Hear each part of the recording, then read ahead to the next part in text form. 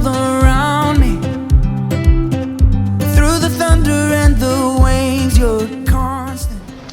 It's Thanksgiving 2017, and I've been here at Dare Challenge for going on 8 months now. I'm just thankful that I don't have to wake up on Thanksgiving wanting to get high before I go to a Thanksgiving meal.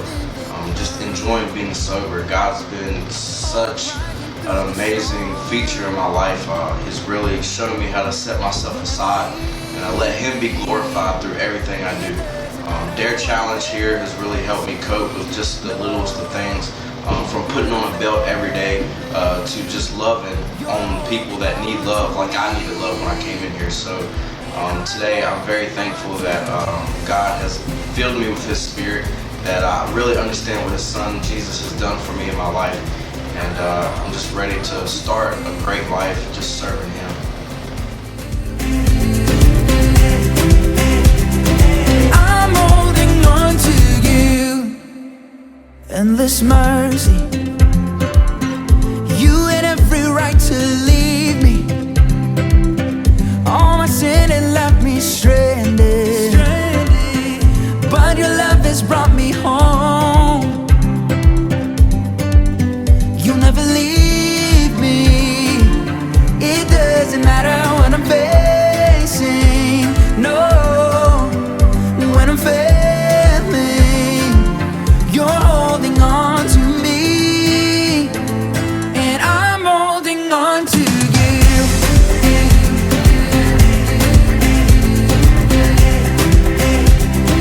I'm holding on to you. Jay, thanks for being here. Thanks for sharing your story with us. I know it's not an easy thing. I tell people that all the time, but there's going to be a lot of people in this room that know you. They know you from back in the day, but there's also a lot of people in here that you've never seen before.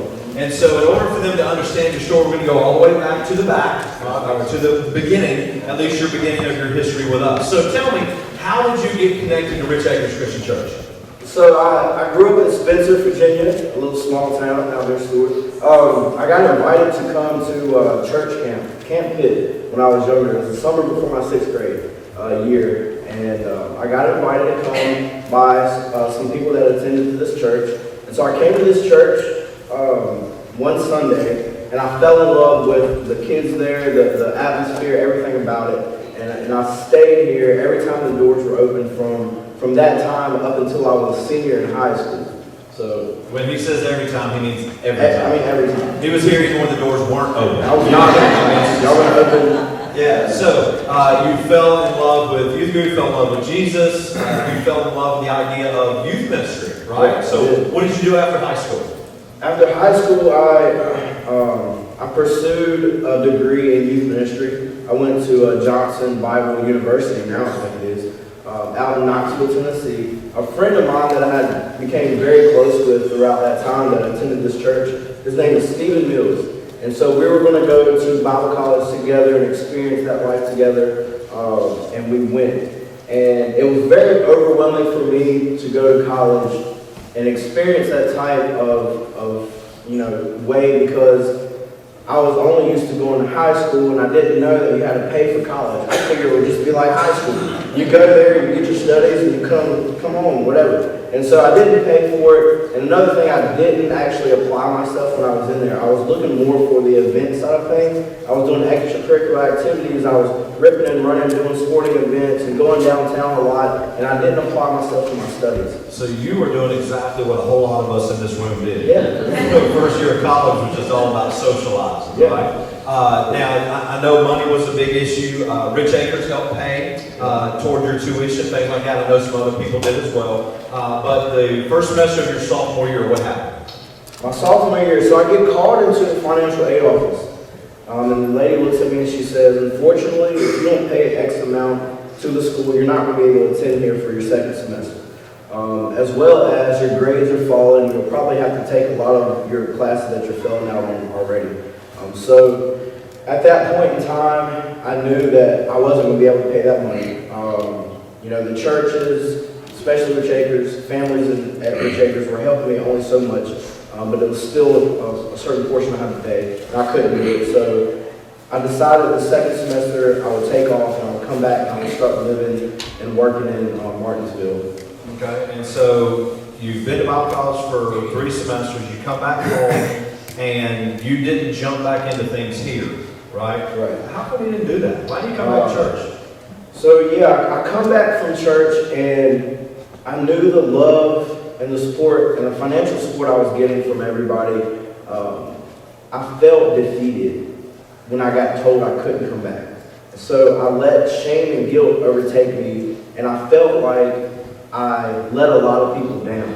I felt like a lot of people who were helping me and coming out of their pockets, I felt like I failed them. And the last thing that I wanted to do is go back into a church and feel like that with everybody looking at me like, man, that guy did so much for him, look at him, he's a failure. And so from that point on, I decided to stay away from church. I tried to dodge people when I seen them out, not have to try to deal with that failure feeling. And so I indulged in the party scene. It was every weekend. I was going, night after night, going to parties in different places. And so I got involved in that crowd. I found friends who were involved in that crowd. And so I indulged in that lifestyle to fill a void that I was feeling from that failure, that defeat. Throughout that lifestyle, I became social in that, and where not only was I doing the partying, but I was also getting drugs to supply my friends who were doing the partying. And with doing that, at my disposal, I had drugs all the time. So I started partaking in drugs more and more because they were always in front of me. After a little while doing that, I became an addict. I became a full-blown addict. And so I did that X amount of years until the point of, I was just out there full-blown drug addict. So yeah. So, and during all that time, you're practically homeless, right? I am, yeah. You just hop from place to place? Yeah. Stay with whoever keeps Whatever I would get houses and apartments and places on my own, but I wouldn't keep them that long. It would be maybe a month or 2 months before I would have to break the lease and go find somewhere else to live because of my drug habit, and I wouldn't keep money. So yeah, I was jumping from couch to couch, place to place, just wherever I could find to live. And instead of selling drugs in my small circle, I started selling them to anybody I ran into. And I was pretty much saying, hey, come to me if you need something. And so you would actually live with different women just because you could supply them with drugs. Yeah. And so that would give you a place to stay for a while until it falls apart. Yeah, for a while I was doing that. I was living from place to place and women to women. And finally I found a job in Stewart. I found this woman who I started living with. And she wasn't into the whole going to party scenes. She was more of, hey, I need to take care of my business. And I liked that about her. And I was at that point in time, too, where I was getting to where I was like, I need to start taking care of things. But we were still doing drugs together. So at this point in time, I found a woman that I feel like I could spend a long time with. Ended up getting engaged to her. But yeah, we were still doing drugs together under the houses we were living in. That's actually when I reached out. Went from Stewart, and we kind of lost the house we were living up there, and I reached out to Rich Acres and I said, hey, can y'all help us out?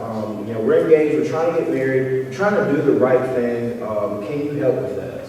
So what we actually allowed JD and this girl to do is JD lived over in the fellowship hall on the balcony.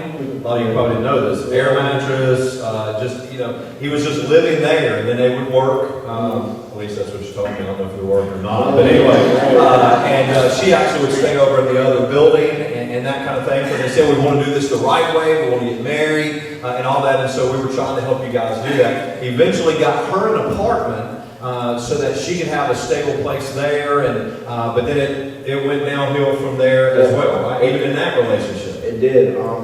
I still wasn't completely ready to let go of what I was doing, the drugs. And so, yes, I reached out to Rich Acres. Rich Acres was helping me, but I wasn't fully committed to changing. And so we split ways, we parted ways, had a fight, whatever happened. And so then I'm again homeless. She moves back to Stewart, where she's from. And so instead of leaning back on Tim or the people who were helping me, I felt discouraged again. I felt like a failure. I felt again the people that have loved me and supported me so much. So instead of going back and trying to make things right, I just took off. And that night that we broke up and I left, I went down to Big Lots, and there was a bench in front of Big Lots, and I had sat on it for hours, and I was like, well, I guess this is where I'm sleeping tonight. And so I laid my head down and started sleeping, and a guy pulled up in a truck, and he said, hey man, J.D. Ray, right? And I was like, who is this? And lo and behold, it was Matt Duffy, a guy I grew up with my whole life. They're saying, hey man, get in the truck, let me help you out, what's going on? And so I kind of told him the situation, what was going on, and he put me up in a hotel room for a few days to, get me off the streets, help me. He said, take a shower, have a bed to sleep in. And so I'm here at this hotel, and the hotel was actually hiring at the time, and so I was able to get a job through the hotel while living there. With Matt's help. With Matt's help, Yeah. And you didn't tell him he was a Henry County deputy. Yeah. At the time. Yeah, well, actually at the time, I think he was coaching the Mustangs. Oh, was he? I think so. I don't know, we'll talk to him later. Is it? Yeah, so that happened. So I get a job through this hotel. I'm living in Collinsville now, but I'm still like, yeah, I just want to party and do drugs. That's what I want to do. And so I'm jumping from house to house in Collinsville trying to find somewhere stable to live. And Tim mentioned to me this morning he had actually come to Collinsville to help me move furniture into a house that I had found, and I had totally forgot about that. And so these different interactions throughout these course of years I've had with people at Rich Acres. I've had people come up to me and tell me different things. Hey, I picked you up from work, or hey, I did this for you. Hey, and I don't remember none of it, but for some reason God was still putting these people around me in my life. But yeah, so I'm here. I'm jumping around from house to house in Collinsville, and I end up living with another girl in Collinsville. This other girl was like, well, yeah, you got drugs, so you come live with me. We'll do drugs together all day. So that's what happened. And so we started doing that. We were every day getting messed up together. And so one night we got into an argument, physical altercation, and I hit her, and then I fled the scene. And I remember being at a friend's house, a couple houses up, looking out the window. There was cops everywhere looking for me. And so I made it through the weekend. They didn't found me. Come Monday morning, I turned myself in because I was like, all right, I got to turn myself in. If I don't, it's going to be even worse when they do find me. And so you got arrested. How long did you spend in jail? I was in jail for 8 months for that particular situation. Henry County Jail. Henry County Jail. 8 months. Yep, Okay. 8 months. Yep. But you did eventually get out. Yep. Okay. What did that look like once you got out? Learned your lesson? Right, should have, right? So I'm thinking 8 months, okay, I'm clean. I still kind of partake in drugs in jail. I mean, it's floating around a little bit. But for the most part, in my mind, I'm clean. I was like, all right, so let me start doing well. Well, how am I going to do that? I had nowhere to go. I'm back homeless on the street again, no established place to go. I didn't want to reach back out to my church family after I failed them so many times. And so I go back to the only place I knew, which was a friend who we sold drugs together. What happened? Drugs were right back in my face. I get out of jail 8 months, and then I'm back to doing drugs again.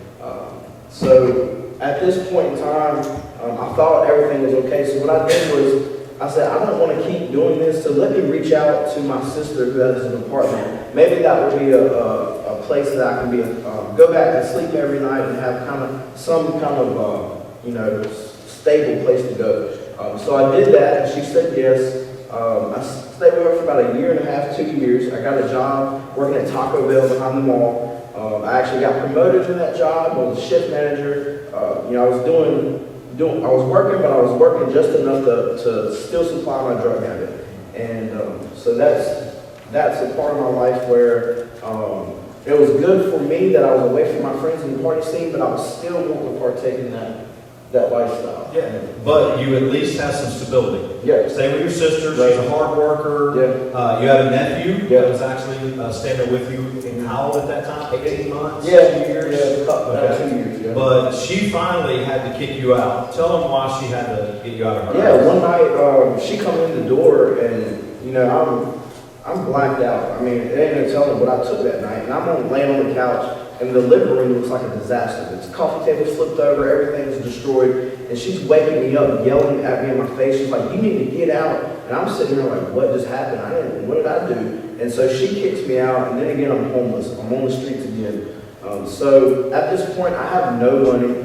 I've done used all my money for drugs throughout the weekend. Yeah, I had a job, but so I was like, all right, here's my plan. I'm gonna go sleep under the bridge in downtown Martinsville. I'm gonna wake up, I'm gonna go to work, and then I'm gonna try to see if somebody at work can house me and move forward that way. So I go into work, and my boss calls me in the office because I'm out 30 minutes to an hour late that day, and fires me. And said, we've had enough of what you've been doing, you know, we gotta let you go. So here I am, homeless, no job. The only thing I need to do, well, I gotta start walking around town panhandling. Let me ask people for money, let me ask strangers if I can get money, trying to get me a hotel room, get me off the streets.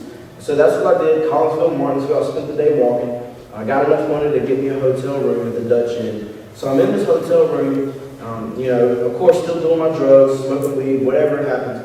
And the people beside of me had called the front desk and complained that there was a weird smell coming from the room beside of them. So, you know, about 2 o'clock in the morning, I got drugs laid out on the table in the hotel room. There's drugs in my book bag. I'm passed out on the bed. There's a knock on the door, like a really hard knock. And they were like, Henry County Police, let us in. So that I stumbled to the door, I let them in. They said, yeah, people have been complaining about smell coming from this room. Do you mind if we investigate it? You know, I'm out of my mind. I don't know what's going on. I'm like, yeah, sure. You know, to me, you're a cop. Yeah, I have to say yes. And so they come in, you know, they put me against the wall, cuff me up. And I remember looking back, and they're just going through my book bag. They found stuff on the table. And I just knew, I'm like, I'm going to jail again. Like, there's no way they're going to let me go from finding this in my room. I'm the only one in there. Right. So you had marijuana, but what else did you have? I had prescription pain pills and Xanaxes. That were not belong.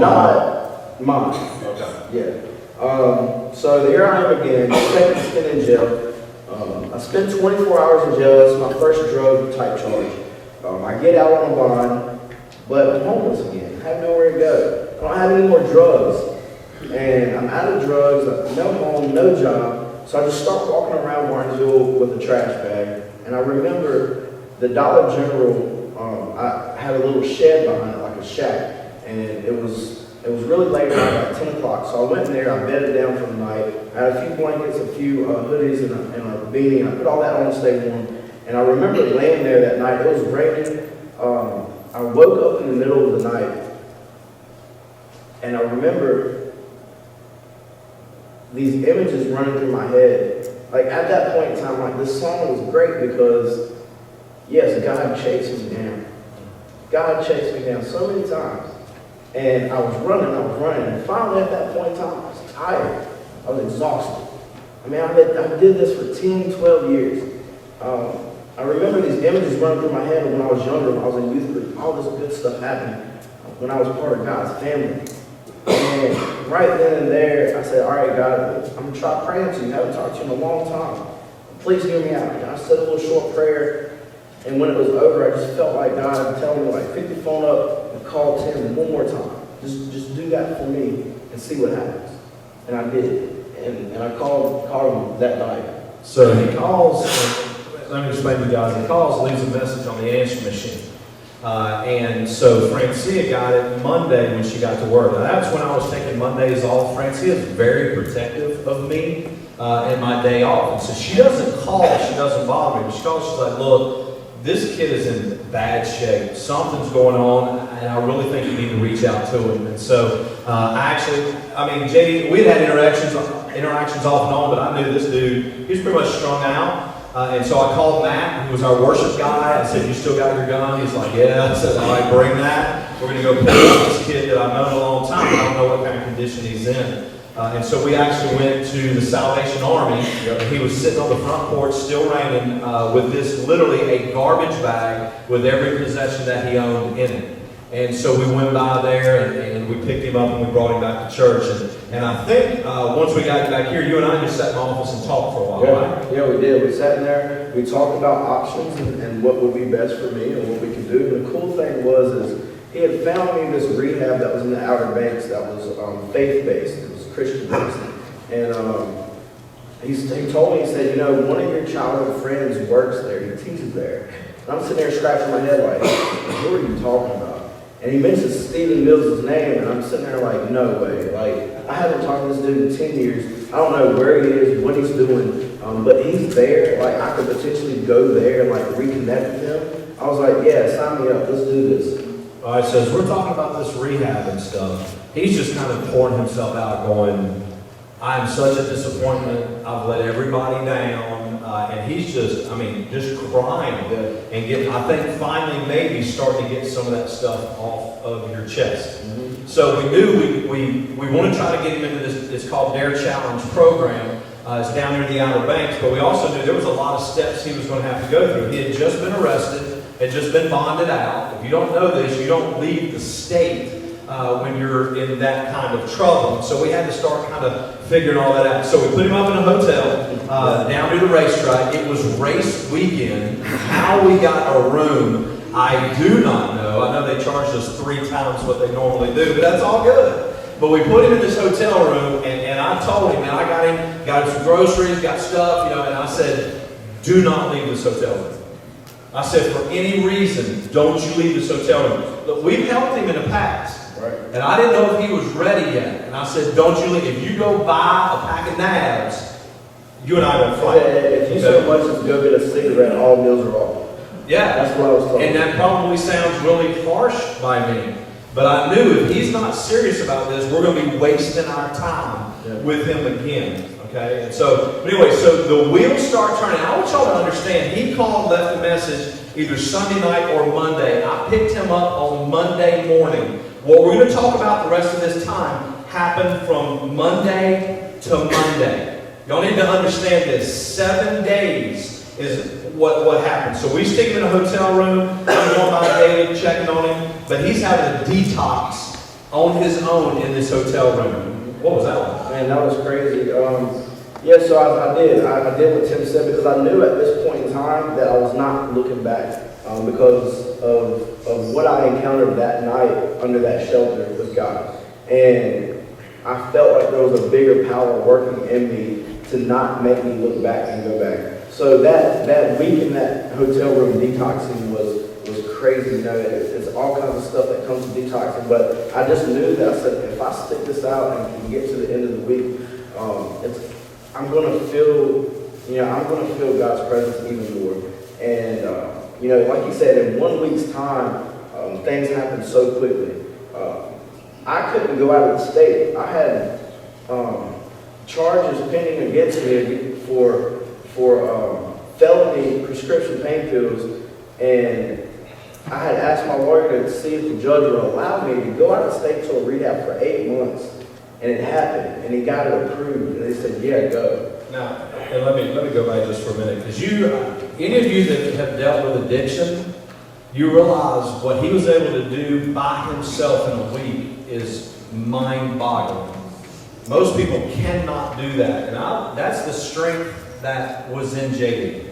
Okay, and I'm not trying to toot his horn, but I'm just telling you, he was able to do that, and that was absolutely amazing. Hey, we've got friends and connections in this church, and so we had some conversations happening over in the courthouse, and getting his lawyer in front of a judge, and for a judge to sign off on it. I'm telling you, God was working every step of the way to make these things happen. So from Monday to the next Monday, in fact, James Walker picked him up on that Monday and drove him to Greensboro to get on a Greyhound bus to go and meet Stephen Mills, who was going to pick him up and take him to Dare Challenge.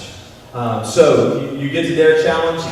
What was that like when you got there? Dare Challenge was awesome. I remember sitting in Tim's office, he reading a pamphlet for that place, and he said, this is going to be like church camp mixed with boot camp. He said, so kind of be prepared and have that mentality. And so I'm sitting there thinking like, yes, I need to reconnect my relationship with God, but I also need some discipline in my life. And so Dare Challenge was a place that would take your mindset that you have while you're in this lifestyle of drugs and addiction, and it would alternate your way of thinking into not being manipulative, but being submissive, and being submissive to God, being submissive to your authority, knowing that while you're there, the process of that, it's going to be tough, but if you can follow through with it, the ending result is going to be amazing for your life. And that's what happened. I followed through with it. I mean, there was months that I contemplated in that place. If I leave, I think I'm good now. But I knew once I walked out the doors, it was right back to where I come from. And I didn't want that. So how long did you spend? I spent 8 months. I graduated from Graduated in December of 17? Was that right? Yeah. Yeah, that's pretty amazing. And not only did he graduate, I talked to the guy that ran the place, and he said, we have to write up people all the time for things that they do. He's like, I'm going to have to make up something to write JD up for. He said, because he's just doing the program. Yeah, he said, this guy is straight committed to this program. So you get out of Dare Challenge. Stephen and Ashley Mills, Stephen was a youth minister here, his wife Ashley, they invited you to live with them in their home for you to get back It seemed like forever. I mean, they graciously let me stay there. It was about 6 or 7 months. You know, through that process, I found a job. And during that process, I knew I had fines and bills back in Virginia I needed to pay off in order for me to move forward in life. So for those 7 to 8 months, I was paying my fines every week to get them caught up. Finally, I got everything caught up. Ended up getting, you know, for those years that I was doing drugs and addiction, I didn't have a car and a driver's license. That was the last thing on my mind. I didn't have a house to stay in. That was the last thing on my mind. But I was able to find an apartment out there and move into an apartment. I was able to go to the DMV in North Carolina, get my license again. I was able to get a car, and all this stuff just started happening in my life so quick after that program. And you got the car not because you got good credit, Right. but because people helped you. People helped me get a car that people who were associated with Dare Challenge said that we love that you completed. We love where you're at in life right now. We want to help you out. And so they did. They went and put a down payment in my bank account for me, and I was able to get a car with it. So. That's awesome. All right, so you're out of Dare Challenge. You live with Stephen and Ashley. He's the minister at the church down there. He pulls you in. He starts using you with youth, Yeah. right? You become a youth minister. Wow, right. So, okay, I go to college because I want to be a youth minister. That was my passion. I loved it. Never would have thought during those years that I would be able to go back down that route. I was like, nah, that's not for me now, you know, whatever. So I'm sitting here at church and the elders approach me, and Stephen comes to me and was like, hey man, would you want to, you know, do some youth ministry work here? And I said, yeah, that'd be awesome. And like, not qualified, I don't have no degree or nothing, but sure, like, why not?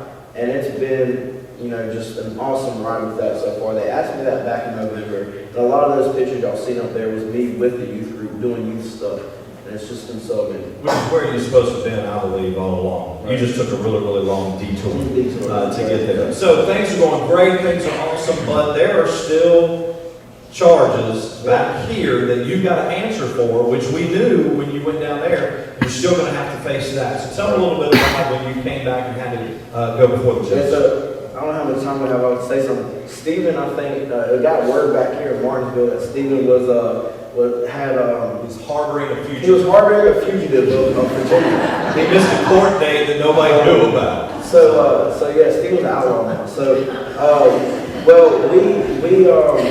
we got to the point where I had a court date in February. I graduated in December. So I'm mentally prepared. The 8 months that I was in there, I became at peace with what I might have to face when I get to that court date. Because I knew what I had did, there was consequences that came with that. It can't just be like, okay, we're going to forget about that. You're a good boy now. No, I knew I had to face it.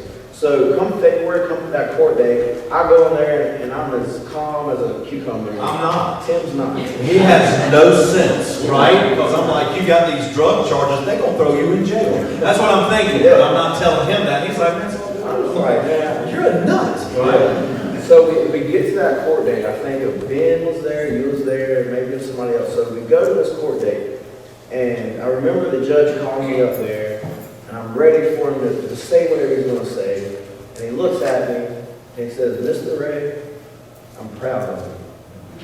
And the district attorney looked over at me and said, buddy, I'm proud of you too. My lawyer was like, hey, man, you've done well.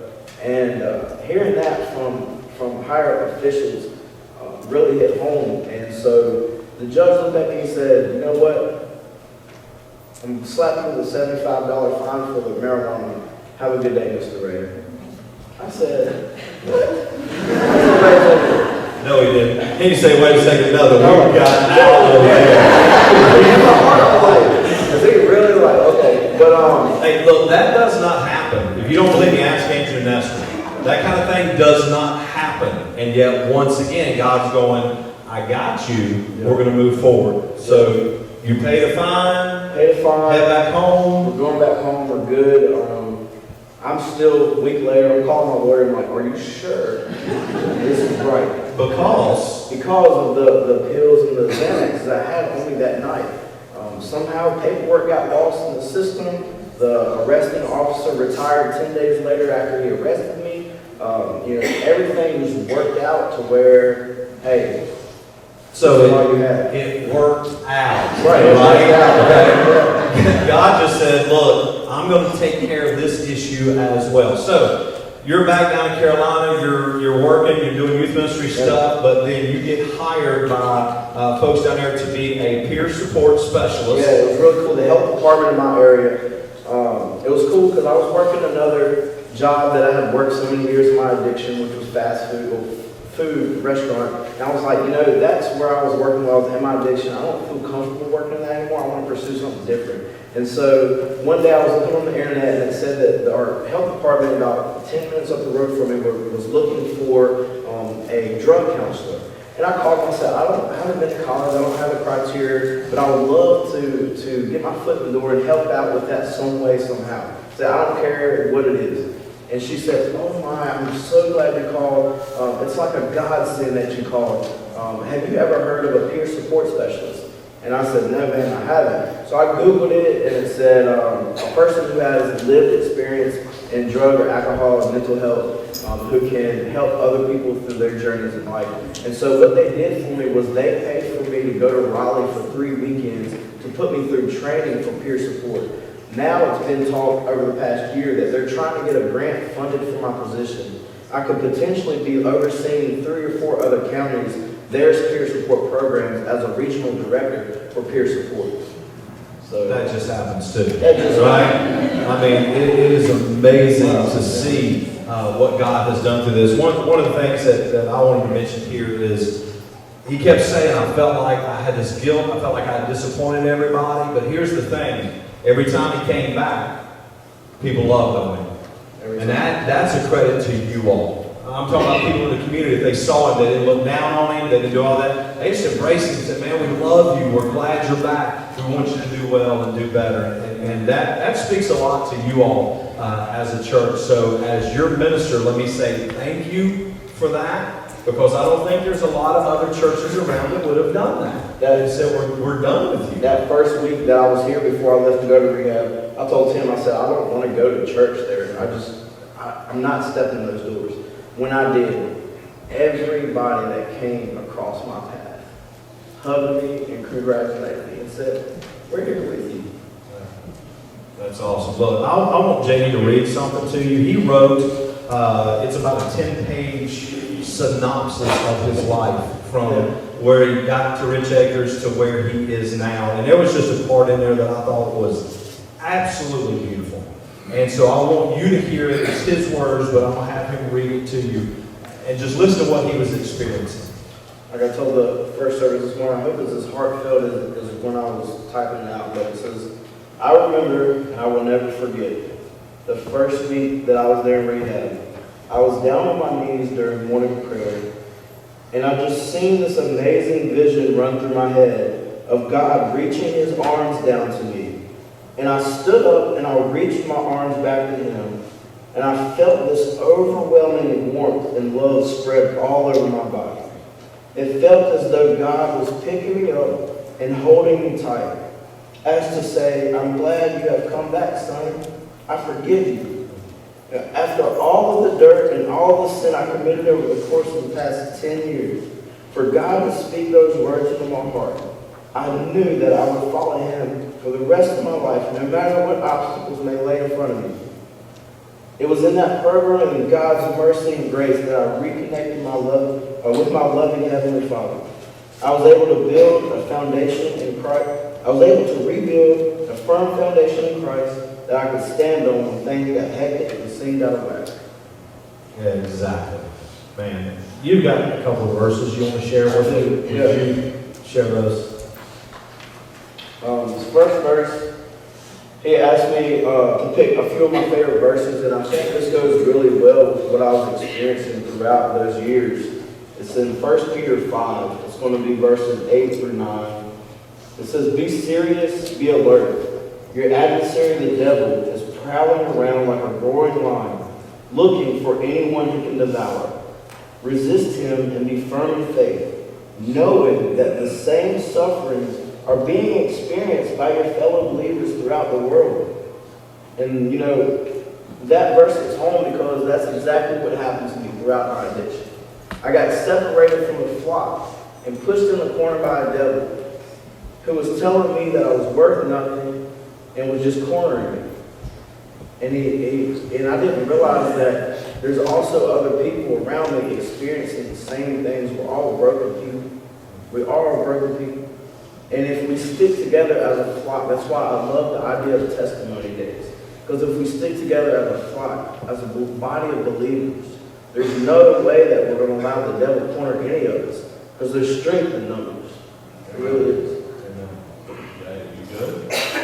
Well, if you want to, do we have time to read the other one? But if you want to. Yeah, I have one more verse. Man, a lot of people who go through this addiction and process really tend to lean on the prodigal son verses, but I want to emphasize just on a certain portion of that story. It's Luke 15. It's going to be verses 17 through 24. And just hear these words. It says, when he came to his senses, he said, how many of my father's hired hands have more than enough food, and here I am dying of hunger? I'll get up. I'll go to my father and I'll say to him, Father, I've sinned against heaven and in your sight. I'm no longer worthy to be called your son. Make me like one of your hired hands. So he got up and he went to his father. But while the son was still a long ways off, his father saw him and was filled with compassion. He ran, threw his arms around his neck, and kissed him. The son said to him, Father, I've sinned against you in heaven and in your sight. I'm no longer worthy to be called your son. The father told his slaves, quick, bring out the best robes and put on a ring on his finger and sandals on his feet. Then bring the fatted calf and slaughter it. Let's celebrate the feast. Because the son of mine was dead and he's now alive again. He was lost and now he's found. So they begin to celebrate. That's his story. Did you say